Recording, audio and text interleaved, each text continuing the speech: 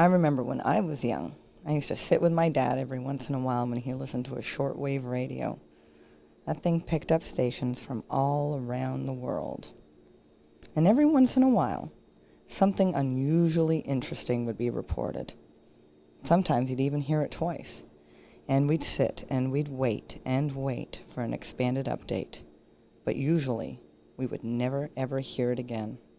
It would just disappear so completely as to make me question whether or not I'd even really heard it the first time. But then I grew up, got married, I moved to LA, and I had a baby. I also had newspaper delivery and cable TV. And, since I was an at-home mom, a friend of ours bought me a computer. He thought I should be a writer. And so a few days later, I got on the internet. And a couple of days after that, I found the land of the lost story.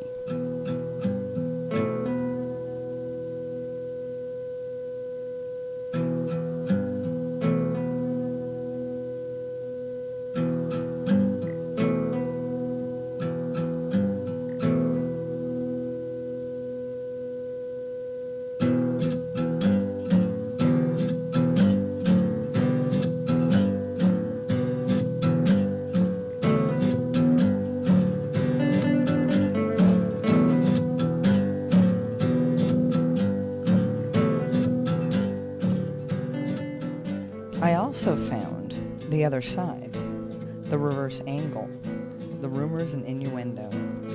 I found, it seemed, the exact opposite of everything else I was hearing, everything that my husband believed, and that I had almost stopped to question. Who were these people, these writers and photographers, chroniclers and commentators, keepers of conspiracies and debunkers of conventional beliefs? Were they just paranoids? People with too much time and willing keyboards?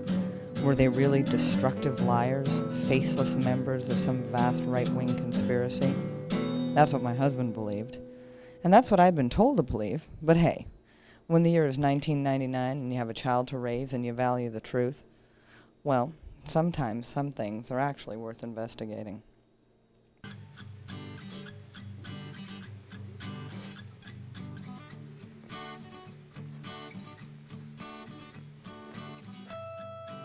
Urban legend and conspiracy fodder numero uno, Area 51, a rumored top-secret installation in the middle of Nevada, and therefore, not one of the easiest places to find. Now we have to go to Area 51. Nobody knows where it is. In fact, I asked the guy, he says, no, I don't think it's a real place. Yes, it is. And it's about 80 miles north from here. North on what highway? You have to use 95. Okay. You go through Reno, you know. Get up 95, pass Indian Springs, pass Betty. Betty's about 50 miles. Then 30 more miles. That's where the Area 51 is. And it's right there on I-95. Yeah, but it's down behind the mountains right there. Right. So there's no way to get in over there because there is a guard, you know. There's a guard, but are there signs and fences and... It's only said, don't trespass. That's what it said.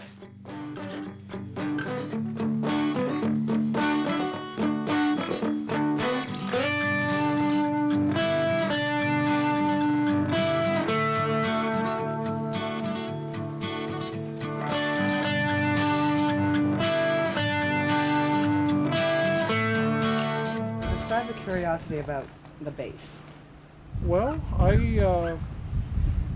grew up in the Highland Park district of Los Angeles, which is about 4 or 5 miles from what is now Hollywood Burbank Airport. It used to be Lockheed, and that used to be their Skunk Works plant back then, and that's where they were building their state-of-the-art aircraft that were being tested over here. So that's where I heard about this general region, not anything real specific other than there was a place called Groom Lake out here, and it was a hellhole for the workers because there was nothing to do and it was hot, but they were testing aircraft, and I've always been interested in aircraft, so I've always been fascinated. Plus the fact that they deny that it's here adds to the mystery. Now they still don't deny it's here.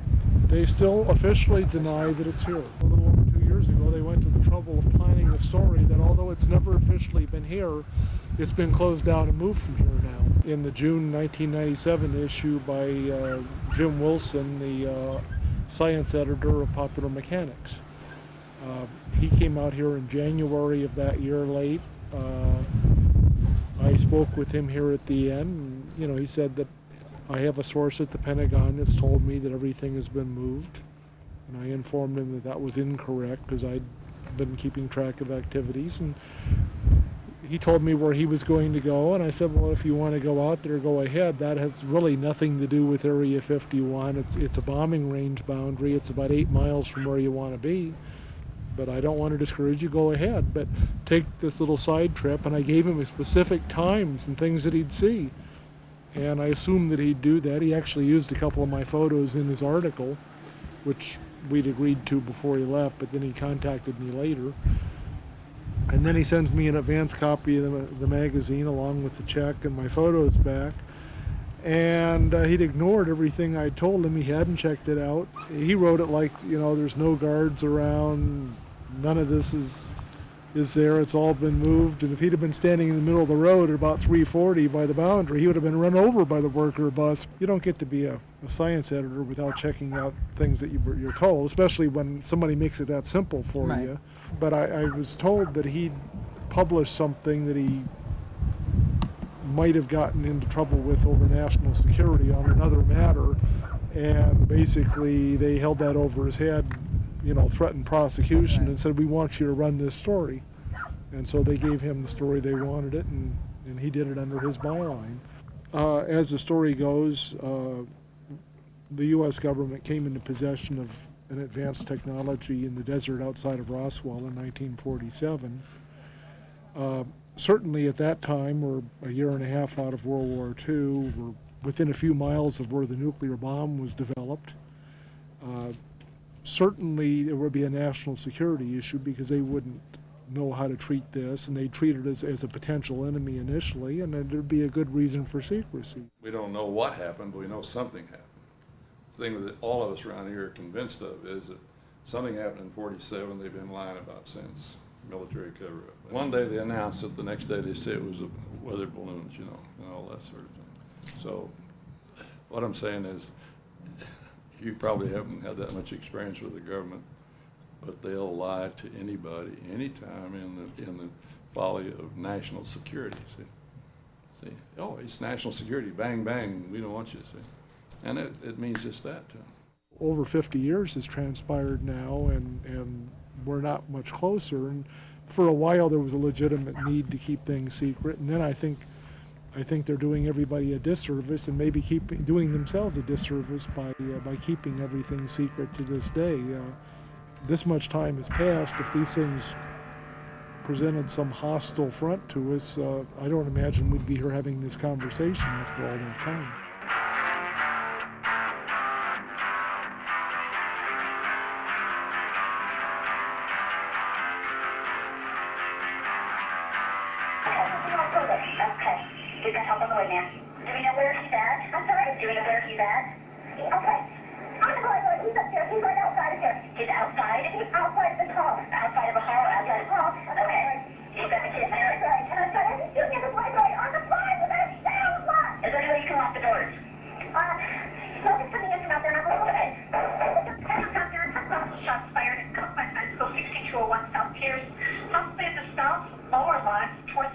No other 1999 event served to separate the mainstream media from the independent press quite like the April 20th horror, which took place in Littleton, Colorado. He talked to me all the time. He was nice to me, so was there. They were both really nice. So what happened? They just had something wrong. Well, I think it's ridiculous that everyone's trying to blame it on the video games like Doom and everything else the kids are playing. You act on your own judgments. That's not right. They're well within age. But I mean, There's you millions can still be influenced by video games. Anything that you see in life is very influential. These two young men, first of all, were certainly influenced by video games and such of a horrible, bloody, fiendish nature. But there's millions of kids in the United States that play those games, and the fact that they blaming the game for two kids doing something stupid out of millions. We have a culture in which the music and the music, the entertainment, the film industry, television. I'm not trying to lay it all off on them. It sounds like more of the breast beating and hair pulling, which I can't do too well. But there is a, what would you call it? We have glorified gore. TV, television, Channel 2 News, Channel 13 News, police, cops, everything that's on TV. Because it all has violence. So it all has violence. We have glorified the angry young man and angry young woman to the point where everybody wants to be the angry young man and angry young woman. When they had a guy on Channel 9 News, he had called the cops before, said this guy's been threatening to kill me, and the cops didn't really follow through with it. The cops, I think they could have done a lot more. They could have prevented it totally. They were brought to psychiatrists. They were given mind-controlled drugs. He My was building parents the know pipe bombs in his everything garage. that I have in my house. They know everything that's in my room. They know what I do. They're supposed to do that. He had the blueprints on the wall and everything. I mean, the cops could have easily, one time, got in there and seen the blueprints for the bombs. And smart enough to say, this kid's making bombs here. Find the bombs and they could prevent it if they'd have actually taken someone seriously.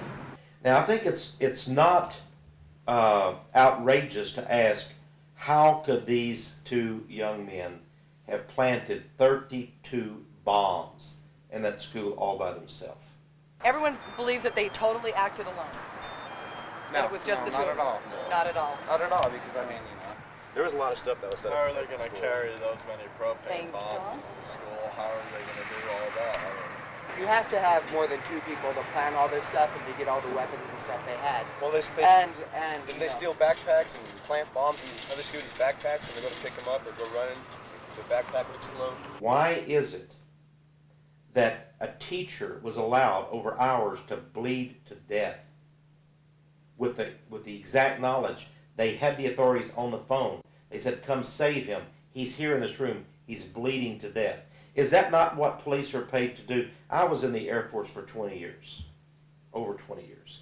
And I was told there may come a time when you will have to go places and do things and perhaps sacrifice your life. And you will do it. And if you're not willing to do it, get out. You get out of uniform. These people were law enforcement officers. They're also trained.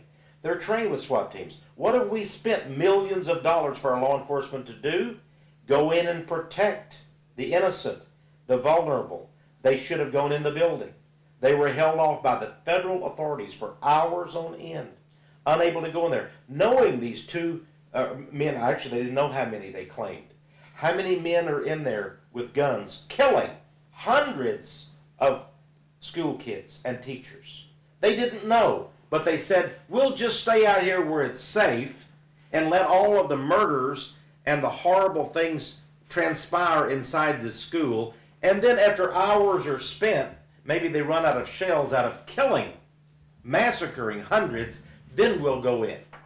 Yeah, it sounds really intense. It's kind of an operation. Well, there are rumors that there's a third shooter. I really believe there was. I think, and I thought I knew who did it, and then that person was apprehended and then released. An FBI psychologist was assigned to Littleton, Colorado, beginning about 2 years before this incident. And it just so happens that his own son was going to this school. And his son was 1 year ahead, in other words, he graduated 1 year ahead of Klebold and Harris. It just so happens that his son joined the trench coat mafia and actually assisted Harris and Klebold in this video that they produced, which right there in the school helped them, you might say, even graded them on their efforts. They created a video, as you know, from what we're told in the media, which showed these kids coming in, blasting and killing people right there in the school, going down the hallway, mowing people down and such, which is exactly what they did later. Well, they were in the video class. Right. And they were doing special effects graphics. And what they did is on Independence Day, you know, when UFO shoots a beam down in the White House and blows it up, Right. they did the same thing, but they did it over the school. Interestingly enough, it was an FBI agent's son, who was a year older than them, who assisted them. Now, he graduated from school and went on. Now, this very FBI agent was assigned to the case. He, in fact, is the FBI agent in charge of the Littleton incident.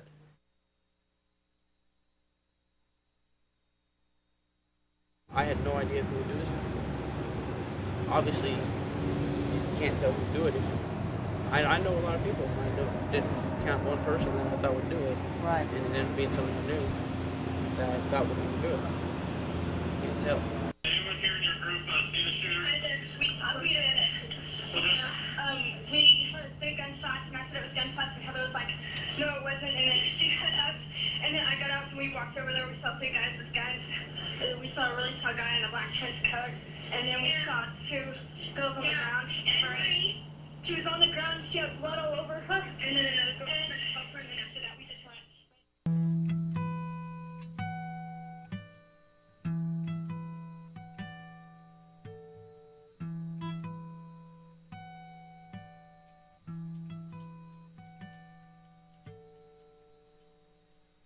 We as Americans especially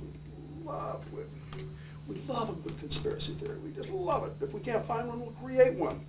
So at the drop of a hat, we'll create it. Not to say that conspiracies don't exist. I wouldn't believe that for a moment either. But I say we go way out of our way to create ones or make bigger ones out of small ones. Or who knows? What if there wasn't coincidence theory? You wouldn't have to replace it with conspiracy theory or anything sinister like that, but coincidence theory just doesn't hold up. Whether it's Oklahoma or whether it's Littleton, it's strange how these things tend to surface when we're in anticipation of specific legislation that people are trying to propose. That's what feeds the conspiracy buffs with all kinds of bizarre views.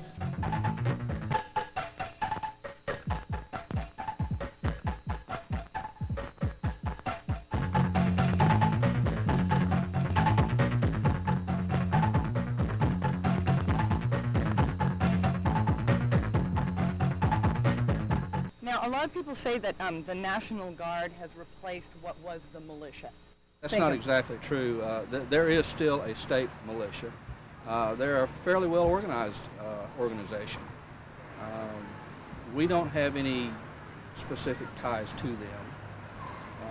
But I think, again, the public gets confused when they think of the militia that they see in Oklahoma and Ohio and some of these other areas, and the militia when it's discussed in North Carolina. Because like I said, we've got a very well organized militia, and in fact, a couple of the leaders I've known personally, and are ex-military personnel, and are in it for the good of mankind. The whole gun ownership thing is a much more complex question, and it's tragic that these interests prey upon the naivete of the American people to use the incidents like Littleton to promote that. Just as they did at Oklahoma City, the Mura office building thing, there's never been a connection between the principals that were charged with that and the militias. But within an hour, they were hammering the militias that they were used propaganda-wise. And the real tragedy isn't the corruption of the media so much as the naivete and the illiteracy in the American people, that they are so used to being spoon-fed rather than doing their own thinking, rather than doing their own homework. Every time some idiot picks up a gun and does something stupid, some other idiot, under the guise of some intellectual suit mentality, jumps up and starts screaming, outlaw, outlaw, outlaw, outlaw everything, outlaw guns, outlaw bullets, outlaw, hey. We live in a violent society here. This is a very violent society. The United States is probably one of the most violent societies on the planet. Now, there are some that are much more. If we didn't have guns, we would use baseball bats. And if they outlawed baseball bats, we would use rocks. It's... The gun just happens to be the weapon of choice. In fact, the statistics show that where there is a high level of gun ownership and where there's a high level of permits to carry, one of the interesting things people do when they look at counties to go move to, they check the records to see how many permits to carry a concealed weapon have been issued by the sheriffs in those areas. And you'll notice there's an inverse correlate where there's lots of permits to carry, there's very little crime. I personally believe that there are legitimate reasons that an individual should be given the opportunity or permission to carry a concealed weapon. There are requirements for that. The restrictions that are placed on purchasing guns right now, I think are a good thing. I don't think you'll find a law-abiding citizen be overly concerned about having to wait for 3 days or a week if he wants to purchase a weapon. The people that you're going to find concerned are those people that I think that are of questionable character and want to buy one right now to do something with. And the issue is, are we for self-defense or not? The idea that you somehow can legislate morality, the idea that you somehow can create legislation that will avoid the bad guys from getting guns is naive. I can go out here in the corner.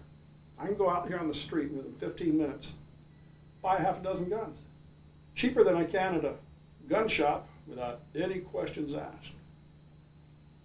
Now, that's what we need to correct. Now, if someone passes the background check, should they be registered? Do you think every gun owner should be registered?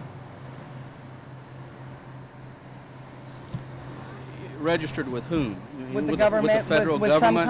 with some kind of a central federal database. Do you think everyone should be registered in that? Do you think that's necessary? Do you think that's something should be left up to the states? I think the states could probably handle that reasonably well. If you go back and look at the Constitution, everybody interprets the Constitution in the United States a different way. They're trying to impose gun control on us. They want to take our weapons away from the private citizens because they say, you know, gun control, gun control.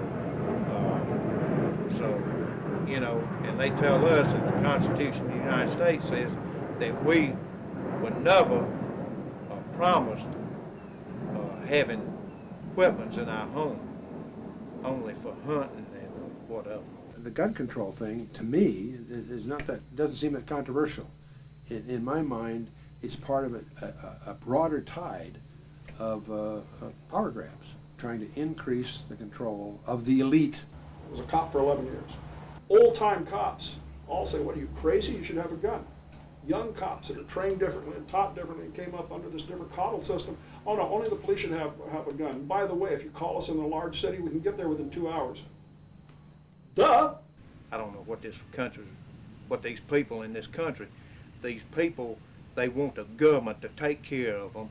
The government's not going to take care of them. The only thing the government's going to do is take them, and before long, they're going to be just like the Russian people was 10 years ago.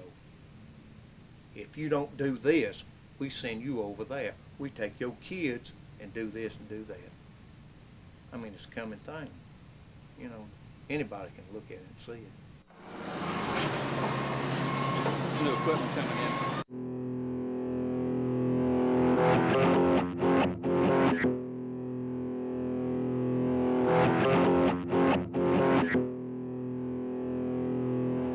As far as governments are concerned, government's big business. It's probably the biggest business when you get right down to it. Government is big business, so expect it to react like business. It will take care of itself before it'll take care of you. Government will feed itself before it feeds you. Yeah, a lot of people, senators or whatever, they make a career out of the government, and we pay, the American people pay for their livelihood. Free Republic, a conservative online forum, and Judicial Watch, an independent public interest organization, they were joining together on July 24th at a rally in the nation's capital.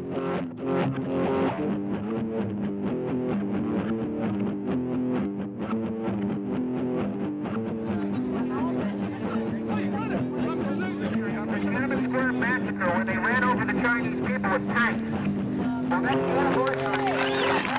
You see, it's not a question of left, right, or center. It is a question of our country. It is a question of our love of this nation, of doing what is right, of not mouthing the words that the White House puts in your mouth or the Republican Party puts in your mouth, but saying what is good for this country.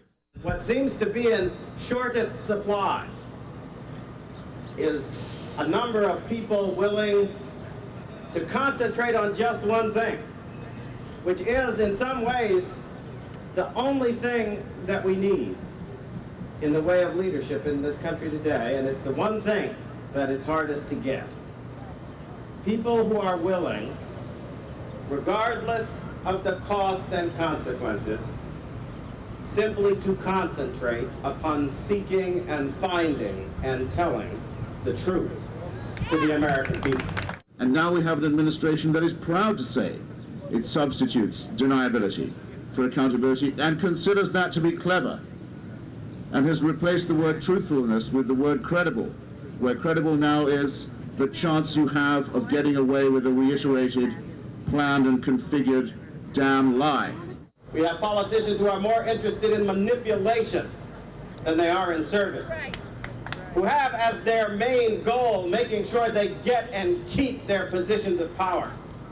and who are therefore every day simply trying to figure out, what do I have to say to these folks to get them to keep voting? It doesn't matter if it's the truth. Doesn't matter if it reflects what is on their minds and hearts. Doesn't matter if it is good for this country. They will tell whatever lies they have to tell.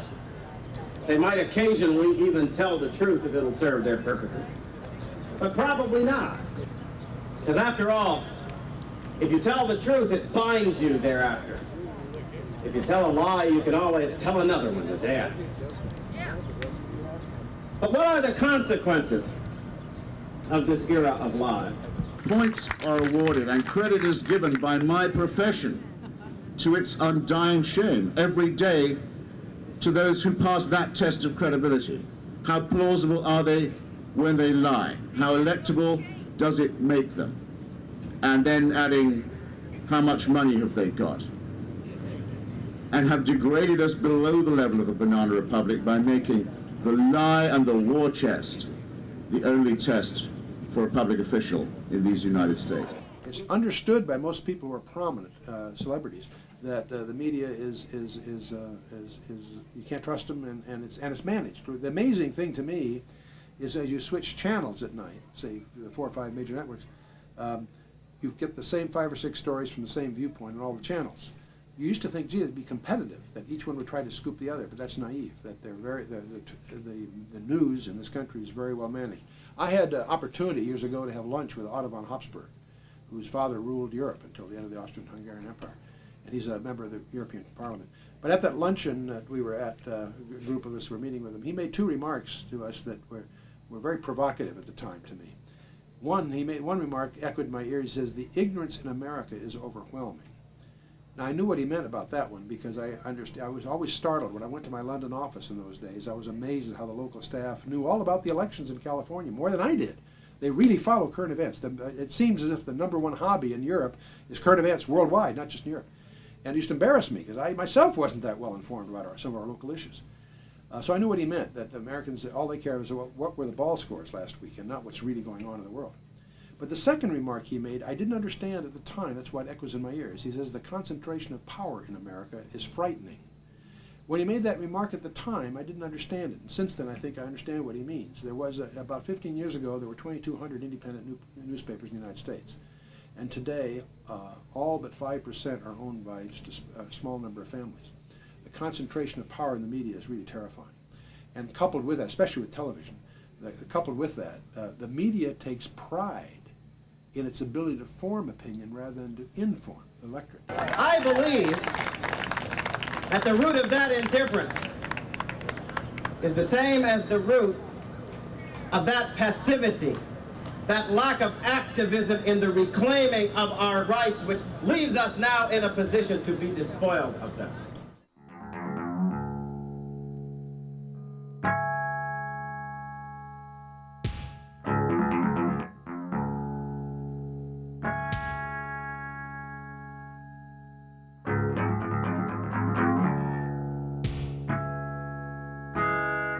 New York City. Rumored to be approaching police state status, we stopped in to catch up on friends, events, and a little downtime.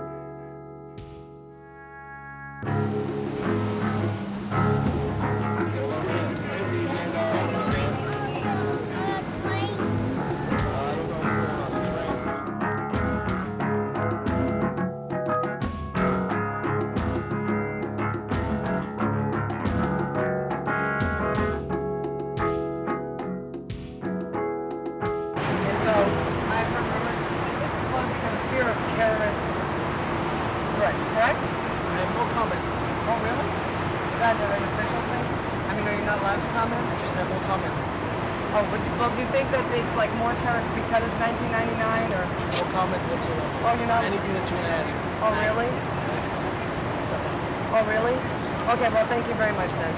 Did you get bored here? No comment. Can you answer any questions? Are you on City Hall duty also? Yes. Oh. So you can't answer any questions? Oh, no. Okay, so here we are in front of City Hall, where, as you can see behind me, there's all sorts of yellow and orange tape, and we can't go up, we can't go in. But anyway, nobody's talking. And, as usual, New Yorkers don't really seem to care. Gosh, what is it? Do you live here in New York City, sir? I do. And I would like to know, how do you feel feel about the fact that you cannot walk up the steps of City Hall? I take it in stride. I think it's, part of all the construction that's going on. But they had this shut down before for terrorists, remember? That's why they initially put it up. And then what do you think about this? Well, I think it's pretty ugly looking, but I think eventually maybe it'll look attractive. But in the meantime, it's a real eyesore, considering that this is the height of the tourist season. So aesthetically is what displeases you the most? Right. Because you were probably going to go up there anyway. I mean, I really don't care about the politics or the access issue, but it offends me aesthetically as a New Yorker. The fact, sir, that you cannot walk up the steps of City Hall. Well, they did this barricade because of fear of terrorists. Right. Because of what happened with the World Trade, they felt that terrorists could walk in, plant a bomb in there. Just a scheme by the Giuliani administration to keep protesters and people that don't agree with them away. I find it mildly interesting that you can't walk up these steps into this building any longer. I think it's disgraceful. Do you? Absolutely. And it's typical Rudy Giuliani. I think it's Fort Giuliani, isn't it? You can't get in there. No, I can't. No. And they also cannot answer any questions. Well, why should they answer any questions, Adam? You know the answer anyway. You're a member of the public. Why should you know? I know. Police department, you understand, we're in a police state right now. I don't have much stock in government, so I'm an anarchist. I feel like, you understand, the cops, you understand, are doing things beyond the cause of duty that they shouldn't have to do, you understand, to keep you from having a good time in this city. This city is not New York no more. And it never will be New York no more with this government that we got running it right now. I'm distrustful. I'm not a paranoid person. I don't believe in conspiracies, but I think everything is a huge smokescreen. And I'm totally skeptical about anything that comes out in the media. I don't think there's any difference really in any of the political parties. We have a greater slavery going on now than we've ever had in the South. Something I've fought hard for, worked hard for to get out of a different situation in the South. All of a sudden, you understand, here's 1999, we're in the same situation we did, you understand, in the 1960s. And I think that we need to stick together. You know what I'm saying? Stick together, work together and live in happiness and harmony instead of killing each other and fighting each other all the time. Are we angry? Why should we be angry? We're making $10 million a fucking year playing basketball. We're making $13 million playing baseball. Why should we be angry? Us as black people, be able to work together is not really working out. With thousands of years of wisdom, well, they say in the I Ching, corruption starts in the head of a rotting fish. White man don't run this country more. The white man have lost his throne. He don't run this country no more. He got other race of people running this country. He sells this country. It's like Machiavelli's blueprints. I think governments scramble people so badly and exhaust them that the average citizen, taken in New York City, they're so distressed just working or trying to put food on the table. They have no time to communicate with each other. We're getting weaker and weaker every day. No, not by nobody else destroying us, but by us destroying ourselves.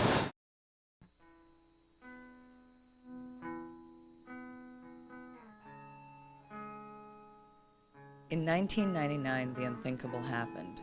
Stories were hinted at and printed up that gave credence, albeit grudgingly and reluctantly, to many years of claims by conspiracy theorists, thereby making them, for the first time in the mainstream, conspiracy factualists.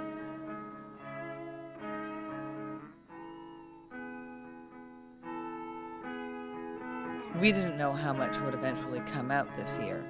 However, we did know that in Waco, Texas, 86 Americans burned to death under dubious circumstances and splintering cover-ups, and that we had been led to believe that they deserved it.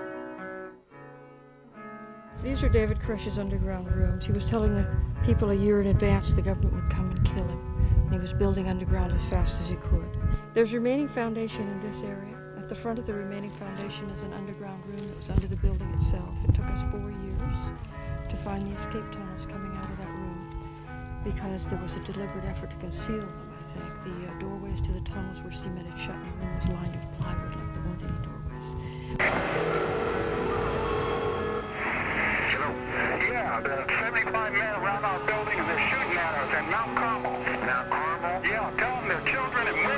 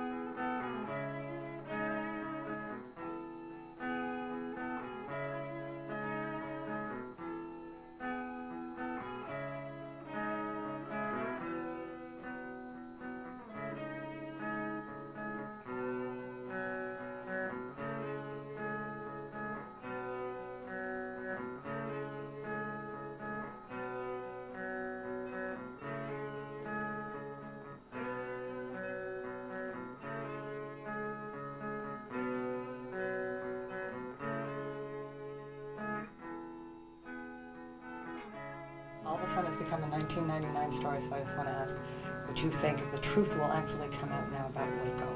Well, if the truth doesn't, it's over. I think it's high time that we recognize the criminalization of the executive branch in general. And I think that it's high time we had some accountability. When that was all going on, I remember vividly that Janet Reno assuming responsibility before the cameras. Okay, let's let her be responsible. We have over 80 Americans that were deliberately murdered by the U.S. government. The evidence is there. We must understand that not one agent who was at the raid on the scene on the 28th made a written report of it. That's highly irregular. On March the 1st, the ATF initiates a shooting review. Johnston, the assistant United States attorney, advised Hartnett to stop the ATF shooting review because ATF was creating Brady material. Brady material, ladies and gentlemen, is information that might tend to show that someone accused is innocent. They tried to explain this to say, well, that just meant, you know, we don't want to, compromise the prosecution.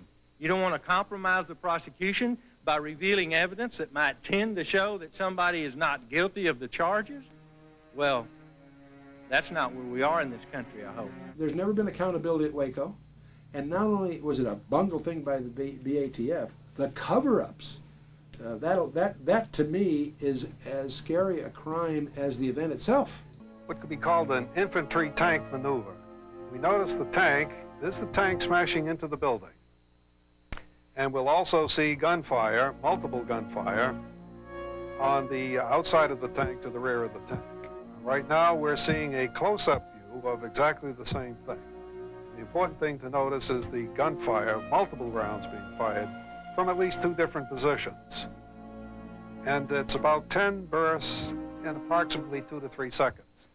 And according to our calculations, it indicates that both positions are firing automatic weapons. There needs to be, somewhere along the way, one would hope that, these things will be, that truth will be served. Koresh's survivors number around 35. But that were in the building? 9 people came out of the fire. 9. Yeah, a lot of them are serving 40 years, 25 years. Oh, they mostly went to jail to become political prisoners. I think part of the problem is that there aren't any clean hands to go after this. You know, there isn't an Elliot Ness or whatever to get into the act. But the corruption is so widespread on both sides of the aisle. What may perhaps be perceived as a mild irony to my passionate quest for truth, justice, and the American way is that, well, I'm an immigrant. And as we were coming into New York Harbor, early in the morning, about 6 o'clock, we passed by the Statue of Liberty.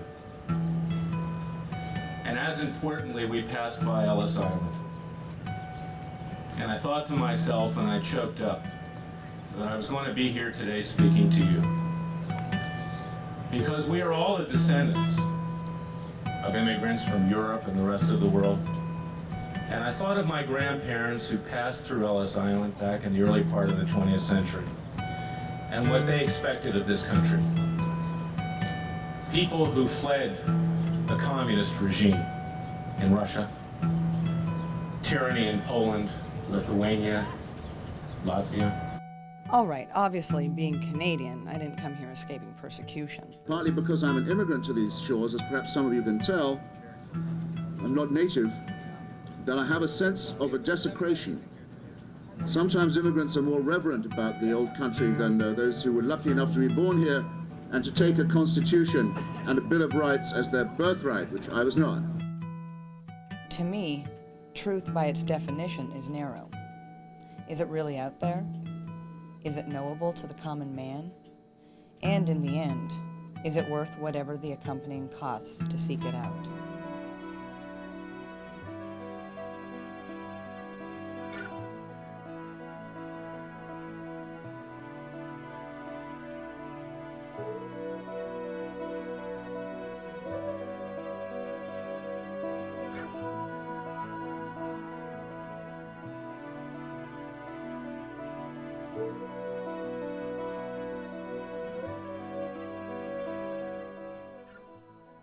I'm not egotistical enough to think that our Creator, call him what you want to, created this. We don't even see the end of what the universe is.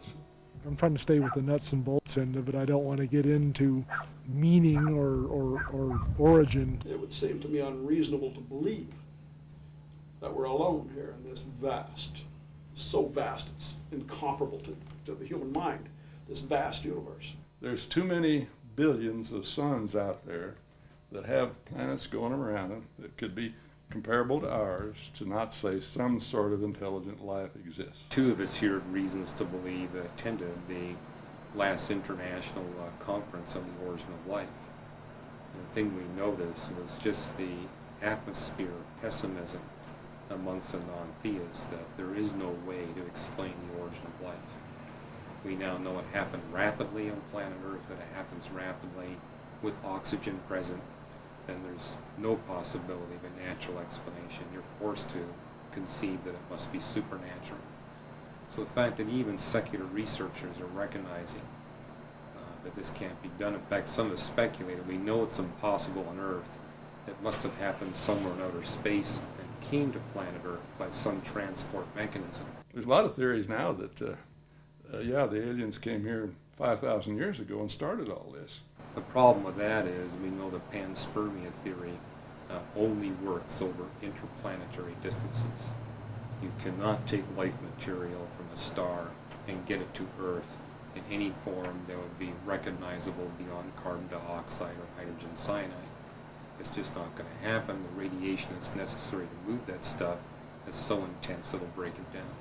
Do I believe there are aliens? Hell yes. Do I believe they visited here? Probably, no doubt. Do I believe that we're the descendants of aliens? Absolutely. What is the possibility of finding a planet like Earth with the capacity to support life if you don't invoke the creator God of the Bible? And it's easy to determine that the odds are less than 1 in 10 to the 109 of finding a solar system like ours that can support life. When you look at the universe, we have less than 1 chance in 10 to the 120th that you're going to get even the cosmological constant at the right value to support life. Or the mass density of the universe must be fine-tuned within 1 part from 10 to the 16th. The whole UFO thing and alien thing is sort of a strange area. It's a very difficult area to research because there's so much nonsense. Some of it just silliness, a lot of it well-funded disinformation. That's in fact, part of the mystery in that area is what, because it's not self-recovering funding. There's too many people to see them. I had a sighting one night, yes, right out north of town. Friends of mine called me at 11 o'clock at night, and all I can tell you, what I saw, it was unusual.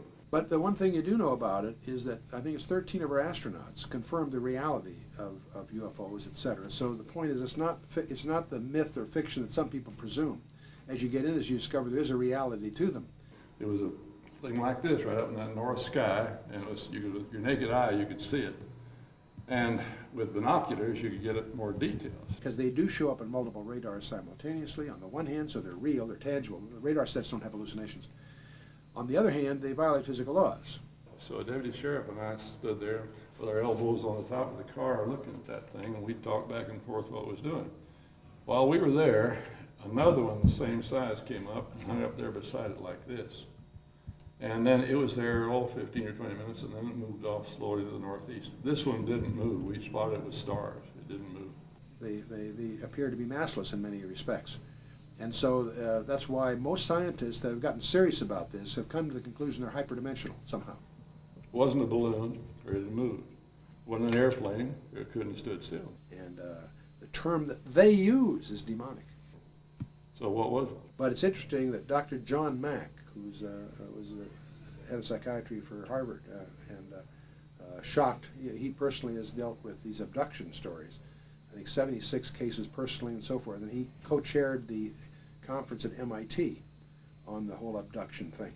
And he shocked the psychiatric world by coming out and expressing his view that these beings are real and that they have an agenda to create a hybrid. And a lot of people are upset with him with that because that's not very in today to have that view. But his book Abductions deals with his views on this pretty graphically. So I don't know how much credibility he put that. I don't know the man personally, but I do. He has contributed to 150 peer-reviewed medical journals. He's got a Pulitzer Prize in his background. He's not to be dismissed lightly. and yet he believes that there's a very, very real something going on.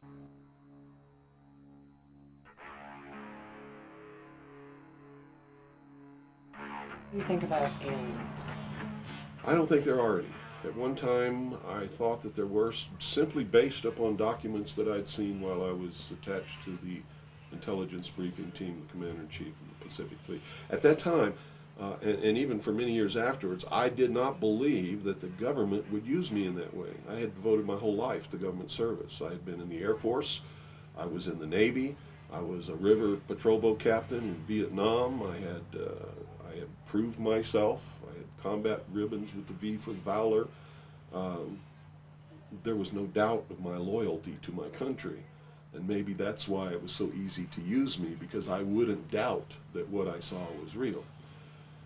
But over the years, I've done a lot of research. And what I've discovered is there's no proof existing anywhere that extraterrestrials are real, or that have ever visited this planet, or that they exist anywhere in the universe.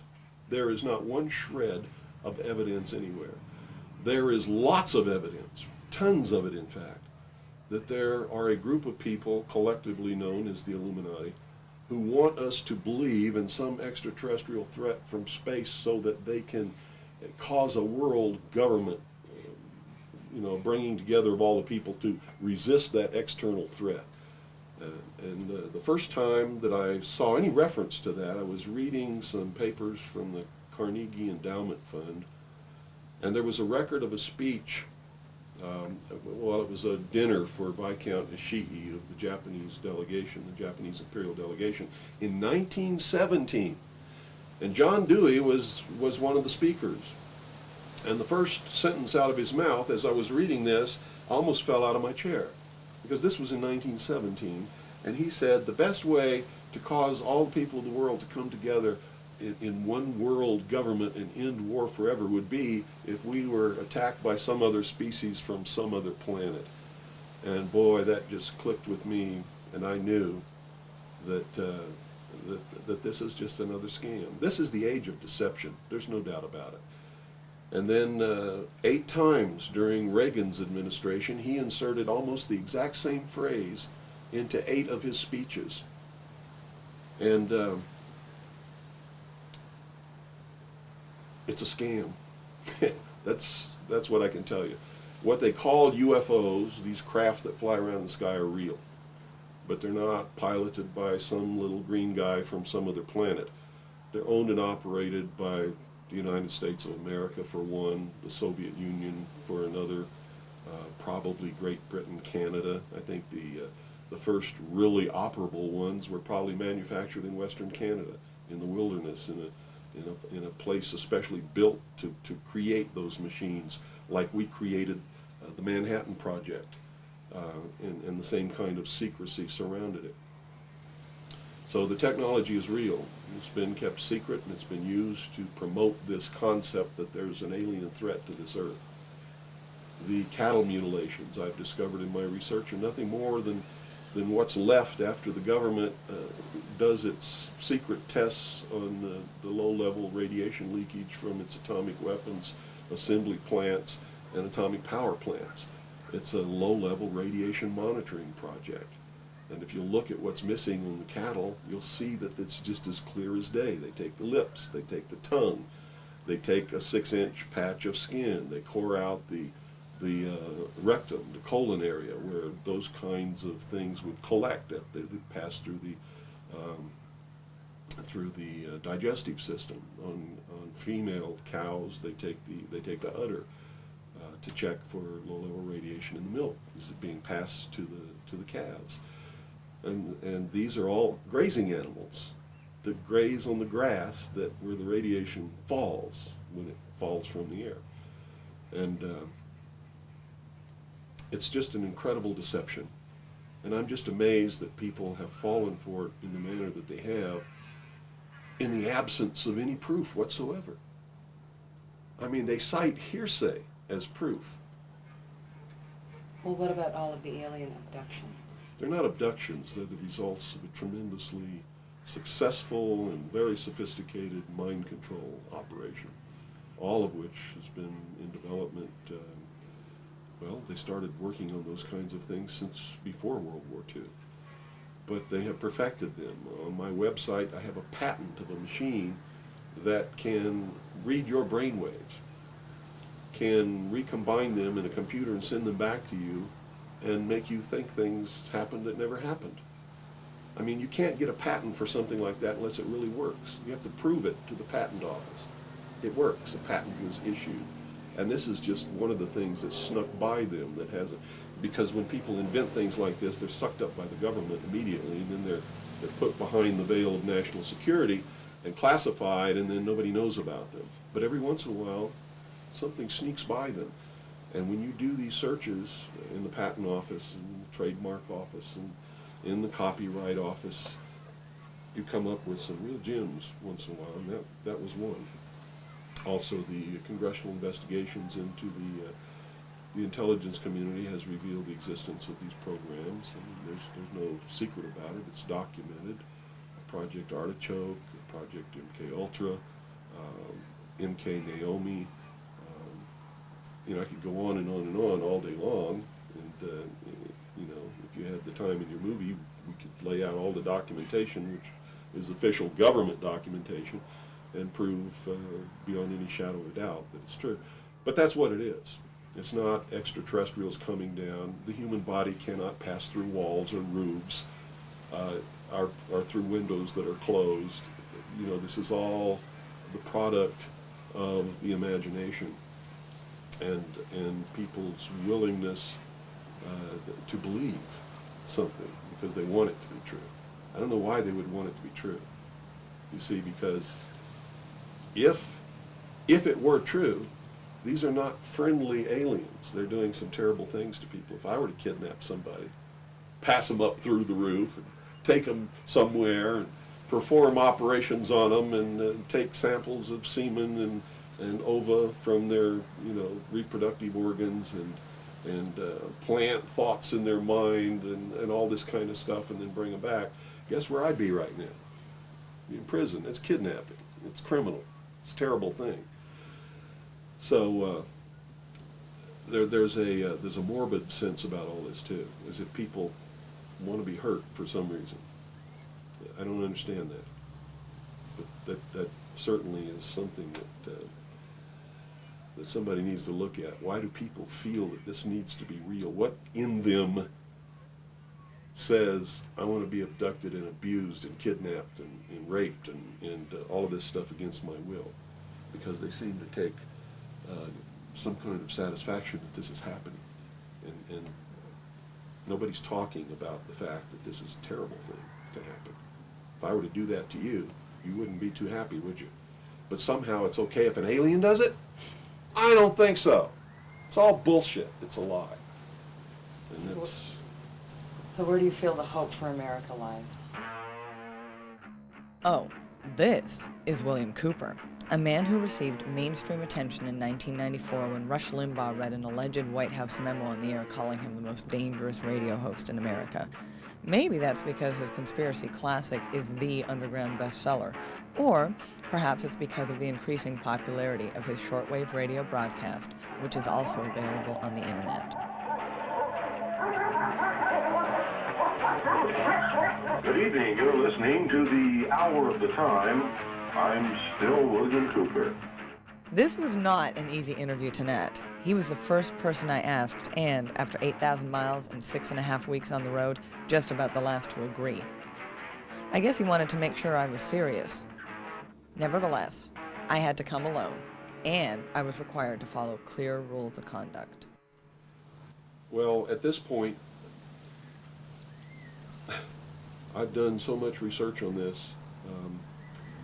I have to tell you, there's only one way this is going. There's going to be a civil war in this country. And I hope the outcome of the war will be the reinstatement of constitutional Republican government. But whenever you have a war like that, you're going to have competing factions to be the winner. And whoever really has the power in the end is going to institute whatever kind of government they feel should be there. There are people in this country who believe that a religious theology or theocracy should prevail. Well, if that happened, we'd have burnings at the stake again, and inquisitions, and heretics and all of these kinds of things. So that can't be allowed to happen. Can't be. Doesn't matter what my religion is. It can't be allowed to happen. There are people who want a socialist government, much like the one in Sweden. There are people who want to create in the United States what the Soviet Union had hoped to be. There are real Nazis, all of them socialists. Hitler was a socialist. So I see the future as being tremendously dangerous for all of us. Me and many others like me are going to perform a valiant attempt to reinstate, restore legitimate, lawful, constitutional Republican government. Whether or not we're going to be successful, I can't tell you. But I will tell you that once this war starts, it's going to be terrible, it's going to be bloody, and it'll last for 10 or 15 years. That's the nature of this kind of conflict.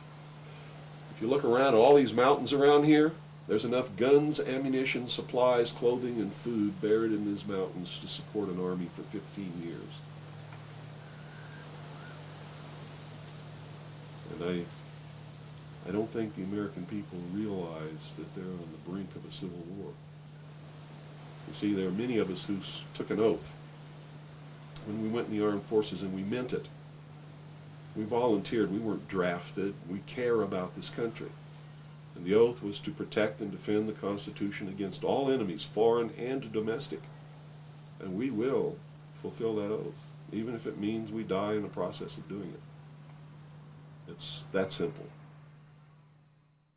I started out as a young man by joining the U.S. Air Force. And I spent over 20 years in the Air Force.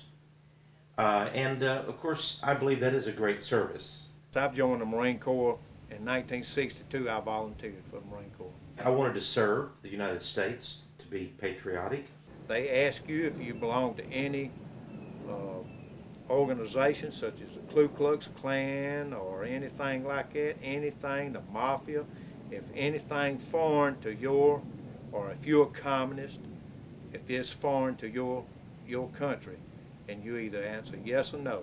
If you answer yes, they put you out. If you answer no, they swear you in. You take allegiance to your Constitution of the United States, protect your country with your life.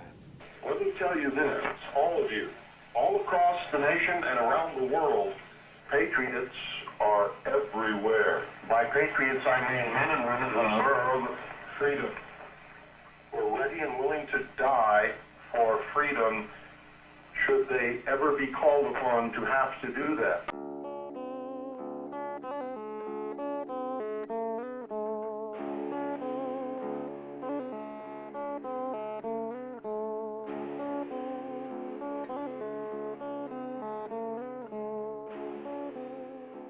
What do you think about Y2K? Just another Happy New Year. It's a random number picked by man. Hey, ask a Jew. It's not the Y2K. The majority of the people on this planet are running on calendars that aren't anywhere near the year 2000. Chinese, Hebrews, so we're kind of the exception. Well, we passed the 999 test yesterday, not one ripple. So that's going to make it really hard to push a Y2K disaster scenario. Tests were made as frequently or as far back as 12 months ago. October 98 is when you should have seen the first ripple of it, and nothing happened. Nothing happened on January 1 of 99. That should have been another big disaster point. And we passed another one yesterday. And you get all the banks and government agencies saying they're ready. All the utilities say they're ready. So People say to me, well, you said things about Y2K, Texe. If it doesn't come, it's not a great big horrible catastrophe, we're going to call you a false prophet. But I've never said, and I never would, that Y2K is in all. Well, the Millennium fever this time around is a lot less than it was when we turned 1,000. So I expected there'd be a lot more millennial fever along the lines of other kinds of scenarios, like the lineup of planets or whatever, or some big disaster about to strike the Earth from outer space. And I'm amazed there isn't that much of that going on. What about Y2K? You second me. You second me. Thank you very much. What do you think about Y2K? Yeah, it's very nice, very cool. I think America has always been a very tolerant nation. I mean, we had the Great Depression, and people were put out of work in droves, people went hungry, there was no revolution. The American people seem to be eternally optimistic. We're preaching the 6,000 years of sin that precede the 1,000-year Millennium Kingdom. It's a sabbatical from sin. And according to my great-grandfather's Bible, that 6,000 years ended in 1996. That's using Ussher's dating method, and he was a Congregationalist minister. He had a great, huge minister's Bible, 1888, and it gave 4004 as the date of creation using Ussher's dating method. They date all the kings, you know. And so that places us squarely at the time of setting up the kingdom of God on earth, and it seems to be millennial fever is appropriate. Well, that's our question. Is it millennial fever or is it justified heightened awareness? Well, justified heightened awareness. I think God is making a lot of things happen so that people wake up and realize that, for instance, America is not a perfect country, you know, and the Branch Davidian massacre and the Ruby Ridge and the Oklahoma bombing are all telling the same story. Wake up, America. So what do you see happening in the next 4 to 6 months in this Well, country? I don't have a crystal ball. All I know is that the year 2000 is crucial to the plans of those who want world government, because they whipped up sort of a millennium fever, and they've coupled that with Y2K and a whole bunch of other things. Real religious people who think that this is the end of the world and Jesus is coming or somebody's coming imminently. And so there's this fever that's whipped up. I mean, everybody seems to be on the edge of some kind of hysteria, but it's all in their mind. If you look around, you see the world hasn't changed. It's not coming to an end. This hasn't been brought about by the hand of God. It's been brought about by the deceptions of man. And the quicker people realize that and try and find out who is causing these things to whip up this hysteria, the better off they're going to be. Hi, this is Isaac Hayes. I want to see you around for the next millennium, and I don't want you to get the shaft. So, fasten your seatbelt for safety. Dad, I need my soup on. We cannot escape the truth that a people who have surrendered its character is a people in the end who will surrender its liberty and its security. The freest societies are the ones that collapse the hardest. If you look back throughout history, the ones that really collapse the hardest and the fastest. But the free in what sense? The freest societies, the freest to let people run around and do as they want, act as they want, say what they want, give them anything they need. These are the ones that throughout history have reached a pinnacle of greatness and then bang, crashed almost overnight. I mean, societies that didn't have a moral center. I gotta hate that. I know you do. But to a degree, yes. The family unit. God, I'm starting to sound like Gore. The family unit is gone. You know, my great memories and the things I miss the most about family were like every morning the family sat down at the breakfast table. We ate breakfast together. We talked. Of course, Dad made enough money to where Mom stayed home and rent a house. You know, you could do that in those days. You can't do that anymore. Lunch, of course, was a different story. But evening time, it wasn't formal, but it was, by today's standards, probably a formal meal. You know, the china was laid out on the table. Everybody had their place and set. And meal was served. And you don't see that anymore. I think the greatest spot was the dinner table for a family. That's where families were formed. That's where the learning occurred. That's where the social structure developed. That's where the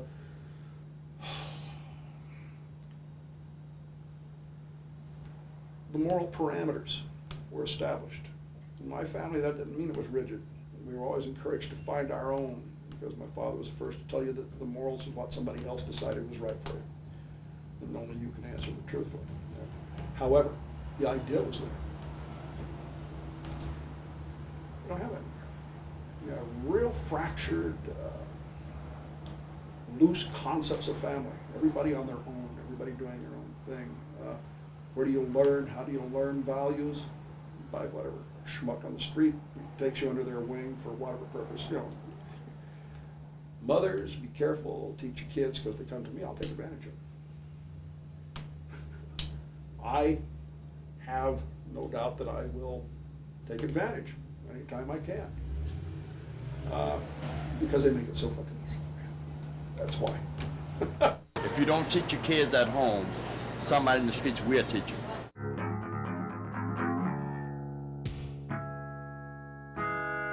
I think that we are very much in the position of those ancient cities and republics that waxed fat and soft until they were finally destroyed by barbarian enemies.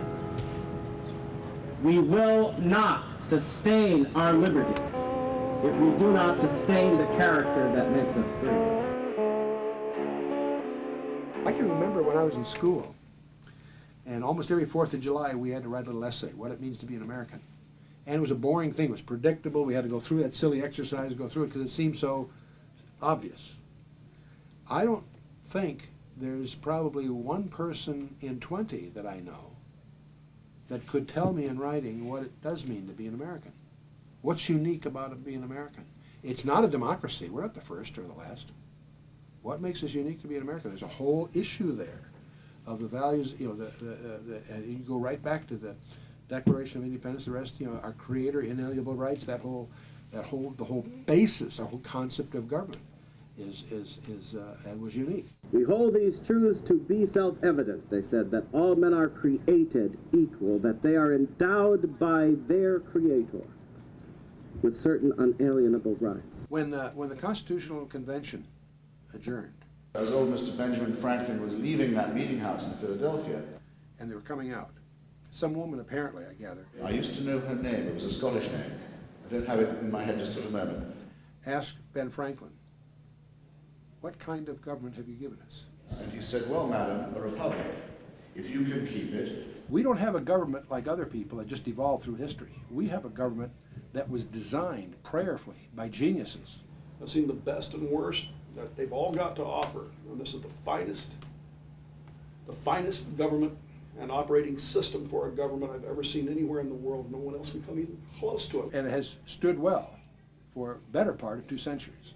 That now we've abandoned. We've let the revisionists strip our heritage away, and it's tragic. If we were as strong and as wise and as wonderful as some people try to claim we are because of our technological advances and all this, then we wouldn't have spent the last 50 and 60 years destroying our liberties.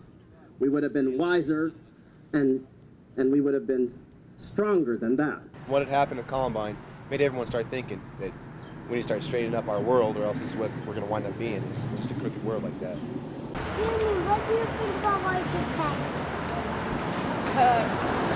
It's a good thing. Can we ask you a question, sir? Yes. Hamlet, go ahead, ask. What do you think about Y2K? Y2K? Yeah. Well, I think that's, you know, that just proved the man is not so wise as they say he is. But, you know, there is God in heaven who is wiser, and he loves you. He sent his son Jesus to die for you, that you may live forever. God bless you, sir. Back in California, I reflect on several things. The people we met, the things they said, and who they really might be. Are they lunatics, liars, or heroes?